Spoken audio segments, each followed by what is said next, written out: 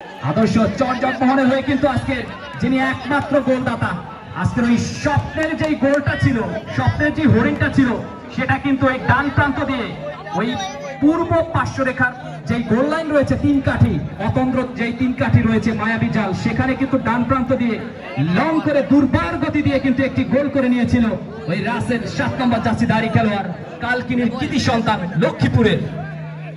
প্রথমার্ধে দ্বিতীয়ার্ধের খেলায় এই মুহূর্তে টান টান উত্তেজনা, দর্শক আর দর্শক, হাজার হাজার দর্শক, যতই সময় ফুরিয়ে যাচ্ছে দর্শকের তত উচ্চাপড়া ভিড় হচ্ছে আজকের এই মাঠে।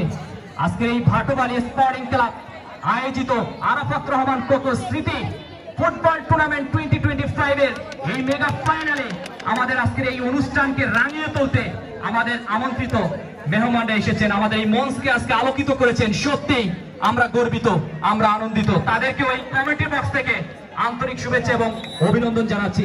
আজকের এই টুর্নামেন্টটি একটি অনবদ্য টুর্নামেন্ট। এই টুর্নামেন্টে অক্লান্ত পরিশ্রম, দীর্ঘদিন যাবৎ এই ভাটবালির যারা রয়েছেন তারা পরিশ্রম করে যাচ্ছেন এই টুর্নামেন্টটাকে সফল এবং সাফল্যমণ্ডিত করার জন্য। ধন্যবাদ জানাই আয়োজক কমিটি যারা রয়েছেন, পরিচালক যারা রয়েছেন, ওই ব্যবস্থাপনায় যারা রয়েছেন, সমস্ত যারা রয়েছেন এই টুর্নামেন্ট পরিচালনার জন্য সবাইকে ধন্যবাদ জ্ঞাপন করছি। সত্যি যারা এই টুর্নামেন্টের আয়োজন করেছে তারা খেলা প্রেমী, খেলাকে ভালোবাসে, ক্রীড়া প্রেমী। সত্যি যদি যারা ক্রীড়া প্রেমী নাই হতো তাহলে আমার মনে হয় এই ধরনের টুর্নামেন্টের আয়োজন করতে পারতো না। তার সাথে সাথে আমাদের যারা আজকের এই অনুষ্ঠানে ডান প্রান্ত দিয়ে আক্রমণে রিফাত লং করে বাড়িয়েছিলেন, ওই সতীর্থ খেলা ওই তার পক্ষান্তরে যারা রয়েছিল আশিক, তিনি কিন্তু একটু প্রতিহত করলেন, বল চলে গেল দক্ষিণ সাইড লাইন অতিক্রম করে। সেই সাথে একটা থ্রোইনটি পেলেন চরকানারগাঁও একাদশ 2 নম্বর জার্সিধারী খেলোয়াড় রয়েছেন কনিক, তিনি কিন্তু সম্ভবত লং করে থ্রোইন করবেন। একটা থ্রোইনও কিন্তু একটা সুবর্ণ সুযোগ তৈরি হতে পারে আমার মনে হয়। দ্বিতীয়ার্ধের খেলা লং করে বাড়িয়েছেন ডি বক্সের ভিতরে, দেখা যাক কি হয়, এবং ফার লাইনে লেগে কিন্তু বলটা একটু প্রতিহত হলো এবং সেই সাথে বল চলে গেল গোল লাইনের বাইরে।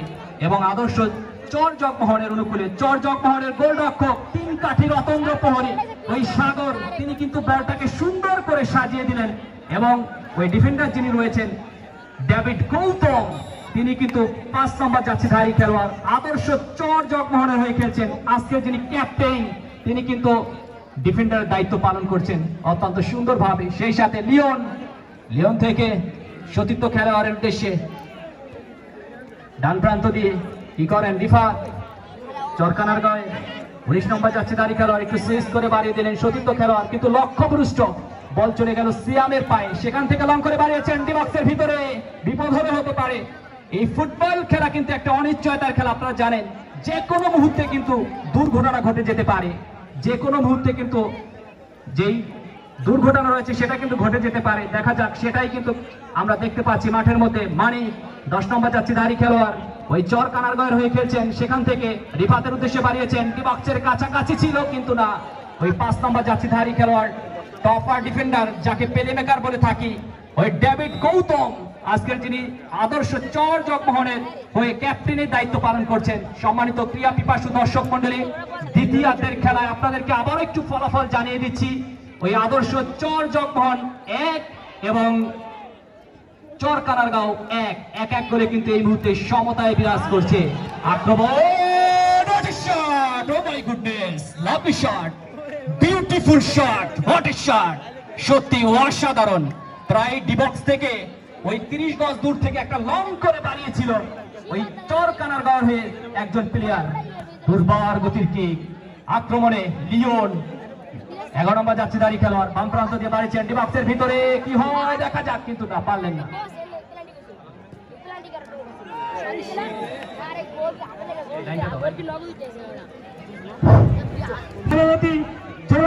মন্ডল ও সাধারণ সম্পাদক সৈয়দ শাহিন আমাদের মাঝে উপস্থিত আছেন, সকলকে ধন্যবাদ। আক্রমণে ডি বক্সের কাছাকাছি আমাদের মাঝে উপস্থিত আছেন আলীনগর ইউনিয়ন বিএনপির যুগ্ম সাধারণ সম্পাদক মোহাম্মদ আলী। চমৎকার মানে হেড ছিল, ওই চরকানারগাঁওয়ের হয়ে খেলছেন। দর্শকের কারণে আসলে জার্সি নাম্বারটা দেখা অনেক কঠিন হয়ে দাঁড়িয়েছে, তারপরও কিন্তু খেলা আজকে হবে। খেলা তো খেলাই, যতই সমস্যা হোক না কেন কমেন্ট্রি করতে তাতে কোনো সমস্যা নেই, তারপরে দর্শক যেন আজকের এই বিনোদনটুকু উপভোগ করতে পারে।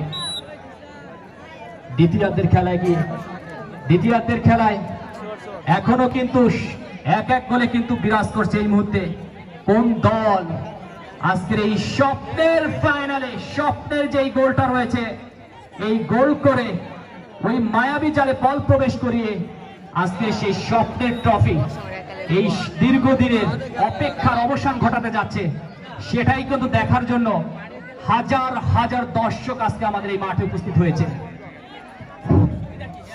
সংগ্রামী দর্শক বৃন্দ, আমাদের মাঝে উপস্থিত হয়েছেন বাঁশগাড়ি ইউনিয়ন 1, 2, 3 সংরক্ষিত মহিলা আসনের সদস্য জনাব জাকিয়া সুলতানা এবং কালকিনি উপজেলা মহিলা দল নেত্রী জনাব জাকিয়া সুলতানা আমাদের মাঝে উপস্থিত হয়েছেন।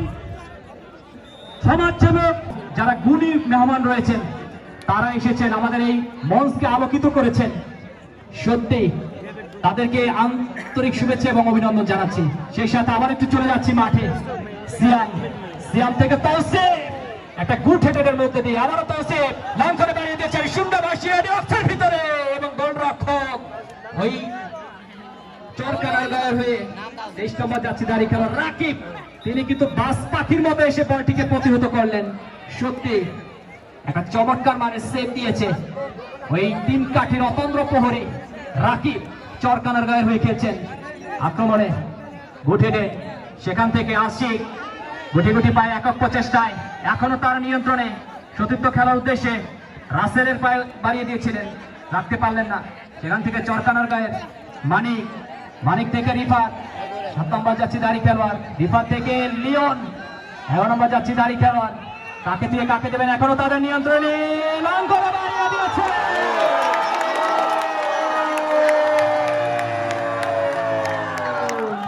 বলতে না বলতেই কিন্তু হয়ে গেল সেই সব